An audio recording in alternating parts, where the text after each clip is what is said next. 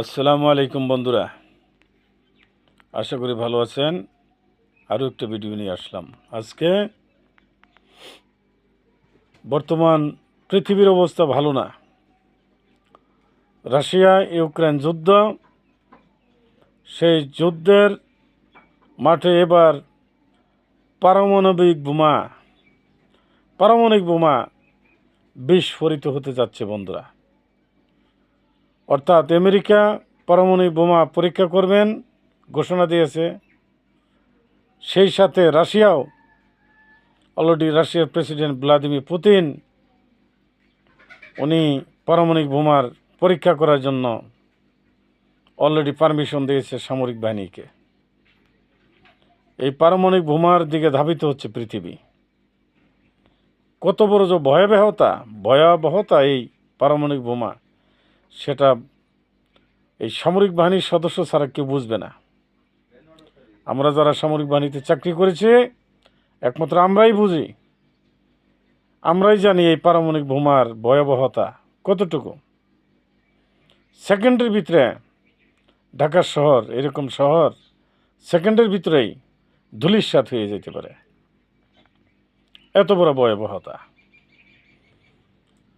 ঢাকা শহরে যদি একটা পারমাণবিক বোমা নিক্ষেপ করা হয়, সেকেন্ডের ভিতরেই শেষ হয়ে যাবে ঢাকা শহর বন্ধুরা। এত বড় ভয়াবহতা এই পারমাণবিক বোমা। আমাদের পার্শ্ববর্তী দেশ ভারত প্লাস পাকিস্তান, দু দেশের কাছে পারমাণবিক বোমা রয়েছে। তারা হুমকি দামকি দিচ্ছে। আমাদের দেশটা তো আসলে নিরাপত্তাহীনতায় ছিল, বাসে। তো আমাদের দেশটা এখন হাতছাড়া হয়ে গেছে। এখন শেখ হাসিনার কাছে নাই, এটা তাদের সমস্যা। তো যাই হোক বন্ধুরা, আগামীতে পারমাণবিক বোমা তেজস্ক্রিয়া দেখবেন। তেজস্ক্রিয়া কতটুক রাশিয়া এবং আমেরিকা উভয় দেশ পরীক্ষা করবে বন্ধুরা। ওপেন গ্রাউন্ডে পরীক্ষা করবে। বুঝতে পারবেন, দেখতে পারবেন। যেরকম দেখেন ইরাক যুদ্ধ হয়েছিল না, ইরাক যুদ্ধ 90 সালে, সেই যুদ্ধের ভয়াবহতা কত বছর পৃথিবী ভোগ করছে। তেলের দাম বেড়ে গেছে, হু হু করে তেলের দাম বাড়ছে। এই তেলের দামকে কেন্দ্র করেই সারা পৃথিবীতে সব কিছুর দাম বেড়ে গেছে বন্ধুরা। পারমাণবিক বোমার সামনে যুদ্ধ আসতেছে। পৃথিবীতে এত পারমাণবিক বোমা আছে এই কয়েকটা দেশের কাছে, ভেটু পাওয়ার, রাশিয়া, চীন, আমেরিকা, ফ্রান্স, ব্রিটিশ বনাম রাশিয়া, চীন, আবার আছে পাকিস্তান, ভারত। বন্ধুরা বুঝতে পারেন, এই পারমাণবিক বোমা যদি কালে একবার শুরু হয়, পৃথিবীটা কয়েকশোবার ধ্বংস করা যাবে সারা পৃথিবীকে। যেমন দেখেন, রাশিয়া এর আগে দখল করলো ক্রিমিয়াকে, তারপরে দখল করলো ইউক্রেনের প্রেসিডেন্ট জেলেনস্কি। উনি বুঝতে পারেন ওনার ভালো লাগে নাই, উনি আমেরিকার সাথে তাল মিলাইয়া উনি ওনার দেশে ক্ষেপণাস্ত্র মোতায়েন করার জন্য পারমিশন দিচ্ছিল। তো ইউক্রেনের ভিতরে যদি কালে নেটো ক্ষেপণাস্ত্র মোতায়েন করে আমেরিকার সহযোগিতায়, সেই ক্ষেপণাস্ত্র একবারে রাশিয়ার কাছে চলে যায় একবারে। সেই জন্য বাধ্য হয়ে বাধ্য হয়ে রাশিয়া ইউক্রেনকে দখল করছে। আগে বলেছিল, সতর্ক করছিল, ওই জেলেনস্কি মানে নাই।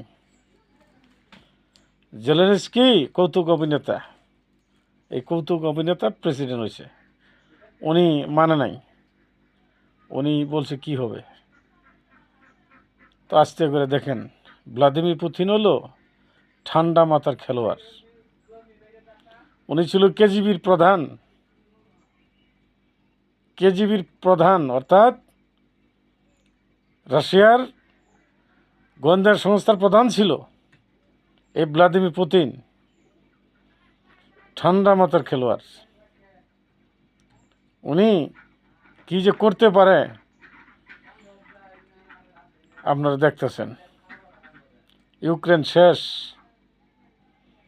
ইউক্রেনের যুদ্ধ দেখেন সারা পৃথিবী সহ বুক করতেছে। আমাদের বাংলাদেশের একটা জাহাজ আক্রান্ত হইল না, একটা জাহাজ আক্রান্ত হইল, একজন ইঞ্জিনিয়ার মারা গেল বাংলাদেশের, আমরা জানি। তাহলে বুঝতে পারেন বন্ধুরা, এই রাশিয়া, আমরা যে গম খাই, এই ইউক্রেনের ভিতরে এবং রাশিয়ার ভিতরে বিশ্বের যে গমের চাহিদা, তার অর্ধেকের বেশি গম, অর্ধেকের বেশি গম,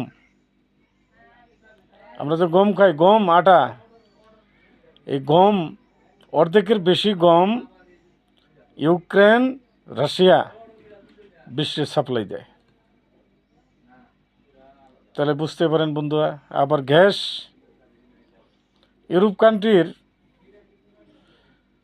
কান্ট্রি যে দেশগুলো আছে, রাশিয়া যদি গ্যাস বন্ধ করে দেয়, তাহলে ইউরোপ কান্ট্রি শীতের মধ্যে মরব।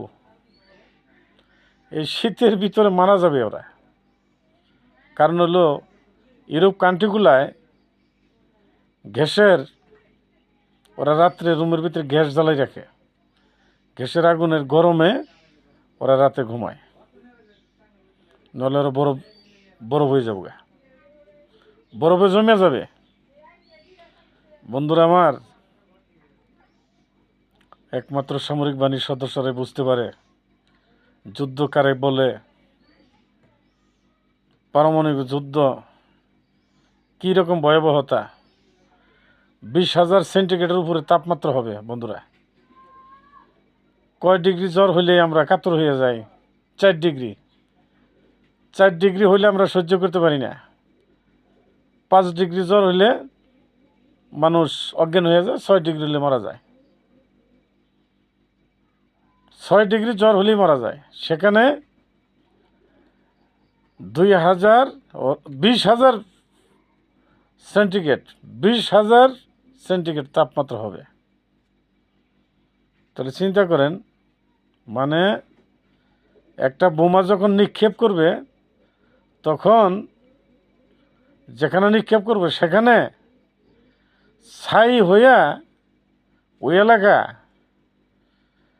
কত যে এটা এডিয়াস হয়। দেখেন না হিরোশিমায়, জাপানের হিরোশিমা, নাগাসাকিয়, হ্যাঁ, জাপান কি পারে না এখন পারমাণবিক বোমা তো উৎপাদন করতে পারে, সেই সক্ষমতা ওদের আছে, কিন্তু করে না। ওরা পারমাণবিক বোমার জ্বালাটা যে ঝাঁস, ওটা তারা বুঝছে। এখনও হিরোশিমায়, ওই নাগাসাকিয় আর হইল আপনার নাগাসাকিয়, এটা হলো নাগাসাকি আর হিরোশিমায় এখনও মানুষের সেই ভয়াবহতা এখনও চিহ্ন রয়েছে। ওরা প্রতি বছরে ওই দিনটাতে ওরা নীরবতা পালন করে, স্মরণ করে যুদ্ধে যে সমস্ত শহীদ হয়েছে, সাধারণ জনগণ যুদ্ধে মারা গেছে বন্ধুরা।